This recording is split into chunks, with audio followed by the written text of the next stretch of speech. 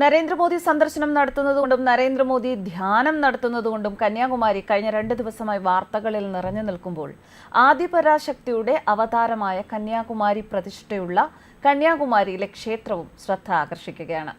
തിരുവനന്തപുരത്ത് എത്തുന്നവരാരായാലും അവർ പത്മനാഭനെ കാണാൻ ആഗ്രഹിക്കുന്നത് പോലെ തന്നെ കന്യാകുമാരി ദേവിയെയും കാണാൻ മറക്കാറില്ല. സന്ധ്യ നേരത്ത് ദേവിയെ കാണാൻ ഒരു വല്ലാത്ത ചാരുത തന്നെയാണ്. അതിന് കാരണം ദേവി അണിഞ്ഞിരിക്കുന്ന വൈരമൂക്കുത്തി തന്നെ. ആദിപരാശക്തിയുടെ അവതാരമാണ് കന്യാകുമാരി എന്നാണ് വിശ്വാസം. മത്സ്യബന്ധനത്തിൽ ഏർപ്പെടുന്നവരെയും അതുപോലെ കടലിലൂടെ യാത്ര ചെയ്യുന്നവരെയും ഒക്കെ ദേവി സംരക്ഷിക്കുന്നു എന്നാണ് വിശ്വാസം. 3000 വർഷത്തോളം പഴക്കമുള്ളതാണ് കന്യാകുമാരിയിലെ ക്ഷേത്രം. പരശുരാമൻ പ്രതിഷ്ഠിച്ചതാണ് ഈ ക്ഷേത്രം എന്നാണ് മറ്റൊരു വിശ്വാസം. മലയാളികളും തമിഴരും അധികമായി സന്ദർശിക്കുന്ന ഒരു ക്ഷേത്രം കൂടിയാണിത്. സ്വാമി വിവേകാനന്ദൻ തപസ് ചെയ്ത പാറയും ഇവിടെയാണ്. ഇത് വിവേകാനന്ദ സ്മാരകമായി നിലകൊള്ളുന്നു. സൂര്യോദയവും സൂര്യാസ്തമയവും കടൽ തീരത്ത് നിന്നാൽ കാണാൻ സാധിക്കും. ശുചീന്ദ്രനാഥനെ വരനായി കിട്ടാൻ വളരെ പ്രതീക്ഷയോടെ തപസ് ചെയ്യുന്ന ദേവി കന്യാകുമാരിയുടെ ചൈതന്യം കുടികൊള്ളുന്ന സ്ഥലമാണ് വിവേകാനന്ദ പാറ. ബംഗാൾ ഉൾക്കടലും അറബിക്കടലും ഇന്ത്യൻ മഹാസമുദ്രവും യോജിച്ച് ഒന്നായിത്തീരുന്ന ത്രിവേണി സമുദ്ര സംഗമം ഇവിടെ നിന്നാൽ കാണാൻ സാധിക്കുന്ന മറ്റൊരു കാഴ്ചയാണ്. ദേവി കന്യാകുമാരി ഒറ്റക്കാലം നിന്ന് തപസ്സനുഷ്ഠിച്ചു എന്ന് വിശ്വസിക്കുന്ന ശ്രീപാദ പാറ വിവേകാനന്ദ പാറയിലാണ് ഉള്ളത്. ദേവിയുടേത് എന്ന് വിശ്വസിക്കുന്ന പാദമുദ്ര അഥവാ ശ്രീപാദം ഇപ്പോഴും അവിടെ പൂജിക്കപ്പെടുന്നുണ്ട്. ഈ പാറയിലാണ് സ്വാമി വിവേകാനന്ദൻ 1892 ഡിസംബറിൽ 3 ദിവസം തുടർച്ചയായി തപസ്സനുഷ്ഠിച്ചത്. വിവേകാനന്ദ പാറയ്ക്ക് സമീപമായ മറ്റൊരു പാറയിൽ തിരുവള്ളൂരിന്റെ പ്രതിമയും കാണാം. ആദിപരാശക്തിയുടെ എല്ലാ അവതാരങ്ങളിലും ശിവൻ അവതരിക്കുകയും അവർ തമ്മിൽ വിവാഹിതരാവുകയും ചെയ്തിട്ടുണ്ട്. ദേവി കന്യാകുമാരിയും സുന്ദരേശ്വരനുമായി മാത്രം വിവാഹം നടന്നില്ല. കോഴി കൂവുന്നതിന് മുൻപ് എത്താം എന്ന് ഭഗവാൻ വാക്ക് കൊടുത്തിരുന്നത്രേ. യാത്രാമധ്യേ കോഴി കൂവുന്നത് കേട്ട് ഭഗവാൻ തിരിച്ചുപോയി.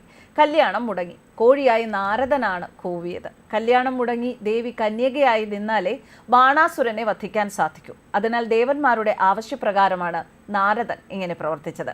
കന്യാകുമാരി ദേവിയോട് ഭ്രമം തോന്നിയ ബാണാസുരന്റെ വിവാഹാഭ്യർത്ഥന ദേവി നിരസിക്കുന്നു. യുദ്ധത്തിനായി ബാണാസുരനെ ദേവി ചക്രായുധം കൊണ്ട് വധിക്കുകയായിരുന്നു.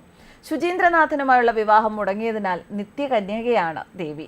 യോഗശാസ്ത്രമനുസരിച്ച് ഭാരതത്തിന്റെ മുഖ്യധാരാ ചക്രമാണ് കന്യാകുമാരി ക്ഷേത്രം.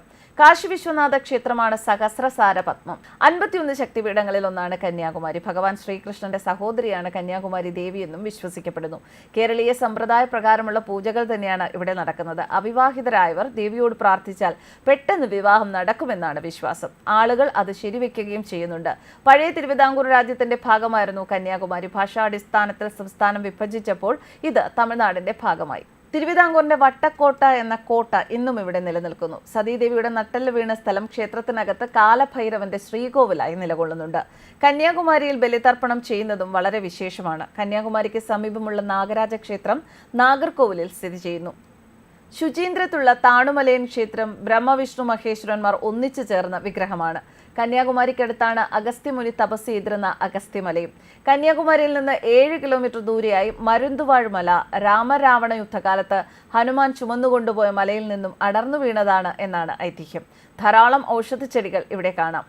ദേവിയുടെ കളിക്കൂട്ടുകാരായിരുന്ന വിജയസുന്ദരിയുടെയും ബാലസുന്ദരിയുടെയും ശ്രീകോവിലുകളും ക്ഷേത്രത്തിലുണ്ട്. ക്ഷേത്ര മണ്ഡപത്തിലെ 4 തൂണുകളിൽ തട്ടിയാൽ വീണ, മൃദംഗം, ജലതരംഗം, ഓടക്കുഴൽ എന്നിവയുടെ നാദം കേൾക്കാം. ചുവന്ന സാരിയും നെയ്വിളക്കുമാണ് ദേവിക്കുള്ള പ്രധാന വഴിപാട്. News desk കർമാനസ്.